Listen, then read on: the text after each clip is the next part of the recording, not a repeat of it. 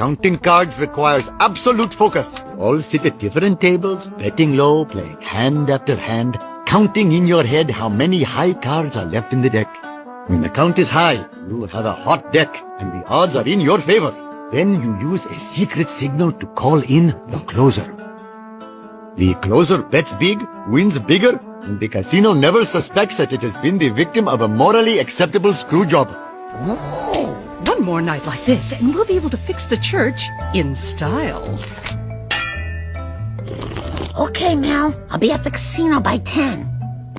Mom, why are you going to a casino? Actually, my friends and I are using a system to win money to save the church. I can't believe you're gambling. It's not gambling. It's math.